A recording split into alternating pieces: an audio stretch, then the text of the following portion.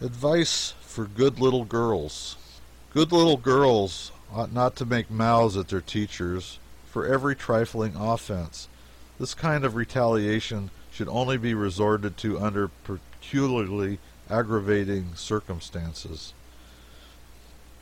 If you have nothing but a rag doll stuffed with sawdust, while one of your more fortunate little playmates has a costly china one, you should treat her with a show of kindness nevertheless, and you ought not to attempt to make a forcible swap with her unless your conscience would justify you in it, and you know you are able to do it.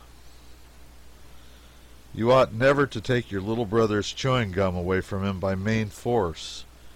It is better to rope him in with the promise of the first $2.50 you find floating down the river on a grindstone. In the artless simplicity natural to his time of life, he will regard it as a perfectly fair transaction. In all ages of the world, this eminently plausible fiction has lured the obtuse infant to financial ruin and disaster. If at any time you find it necessary to correct your brother, do not correct him with mud. Never on any account throw mud at him, because it will soil his clothes. It is better to scald him a little, for then you attain two desirable results. You secure his immediate attention to the lesson you are inculcating, and at the same time your hot water will have a tendency to remove impurities from his person, and possibly the skin also in spots. If your mother tells you to do a thing, it is wrong to reply that you won't.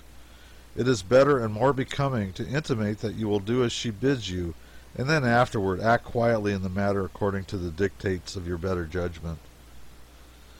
You should ever bear in mind that it is to your kind parents that you are indebted for your food, and your nice bed, and your beautiful clothes, and for the privilege of staying home from school when you let on that you are sick.